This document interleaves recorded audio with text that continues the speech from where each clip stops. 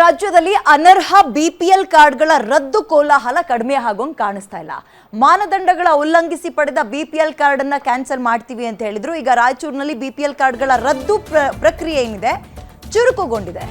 Ration ಪಡೆಯೋಕೆ ಹೋದವರಿಗೆ shock ಅಂತೆ. ಬಹುತೇಕ ಕಾರ್ಡ್ಗಳು ಆಕ್ಟಿವ್ ಆಗೇ ಇಲ್ಲ, ರದ್ದಾಗಿವೆ.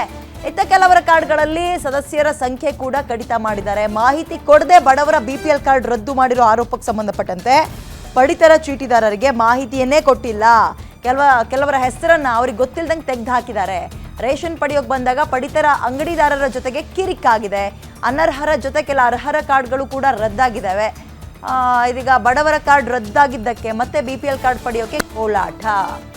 ಎಡಬಿಡಂಗಿ ಕೆಲಸ ಯಾಕೆ? ಅವತ್ತೇ ಹೇಳಿದ್ರು, ಈಗ ಆದಾಯ ಇಷ್ಟಕ್ಕೆ ಮೀರಿದ್ರೆ ಬಿಪಿಎಲ್ ಕಾರ್ಡ್ಗಳನ್ನು ರದ್ದು ಮಾಡ್ತೀವಿ ಅಂತ ಹೇಳಿದ್ರು.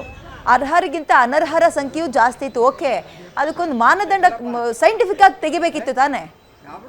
ಪಾಪ ಅವ್ರಿಗೆ ಗೊತ್ತಿಲ್ಲ, ಏನಿಲ್ಲ. ನೀವು ಫೋನ್ಗೆ ನಿಂಗೆ ಮೆಸೇಜ್ ಹಾಕಿರ್ತೀವಿ, ಹಂಗೆ ಮತ್ತೊಂದು ಅಂತ ಟೆಕ್ನಿಕಲ್ ಆಗಿ ಆಟ ಆಡಕ್ಕೆ ಬರಬೇಡಿ. ಪಾಪ ಹಳ್ಳಿಗಳ ಕಡೆ ಅವ್ರ ನಿಮ್ಮ ಮೆಸೇಜ್ ಓದ್ಕೊಂಡು ಕೂರ್ತಾರಾ? ಪಾಪ ಎಷ್ಟೋ ಜನ ಹೋಗಿದ್ದಾರೆ, ಸಿಕ್ಕಿಲ್ಲ. ಇವಾಗ ಒಂದು ತಿಂಗಳು ರೇಷನ್ ಅಂದರೆ ಅವ್ರು ಅದನ್ನೇ ನಂಬ್ಕೊಂಡಿರ್ತಾರೆ. ಬಂದಾಗಿದೆ. ಸೊ ಇದಕ್ಕಿದ್ದಂಗೆ ದಿಢೀರಂತೇಳಿ ಈ ತಿಂಗಳು ನಾವು ಈ ಥರ ಪಡಿತರ ಚೀಟಿ ತಂಬೋತ್ಲಿಕ್ಕಂತ ಬಂದಿದ್ದೀವಿ.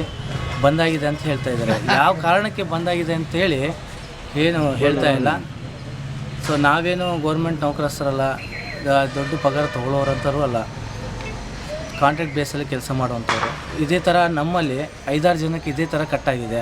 ಸೊ ಅವರು 5-6 ಮಂದಿ ಸದಸ್ಯರುಗಳಿದ್ದರೆ 3 ಕಟ್ ಮಾಡಿ 2 ಮಾತ್ರ ಇರಿಸ್ತಾ ಇದ್ದಾರೆ.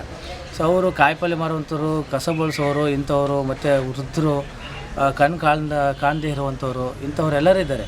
ಸೊ ಇಂಥವ್ರದ ಕಟ್ ಮಾಡಿದರೆ ಯಾವ ಥರ ನ್ಯಾಯ ಅಂತೀರ? ಅದಕ್ಕೆ ಸೌಕರ್ಯ ಮಂದಿ ಇಲ್ಲ ಇದ್ದವರ ಏನು ಅಂತ ನೋಡಿ ಪರಿಶೀಲಿಸಿ ಪಂಚನಾಮ ಮಾಡಿ ಮನೆಗೆ ಭೇಟಿ ನೀಡಿ ಅವ್ರ ಸೌಕರ್ಯ ಬಡವ್ರ ಅಂಥೇಳಿ ಎಲ್ಲ ಪರಿಶೀಲನೆ ಮಾಡಿದ ನಂತರ ಇವರು ಕಟ್ ಮಾಡಿದ್ರೆ ಚೆನ್ನಾಗಿರ್ತದೆ. ಅದಕ್ಕಾಗಿ ತಮ್ಮಲ್ಲಿ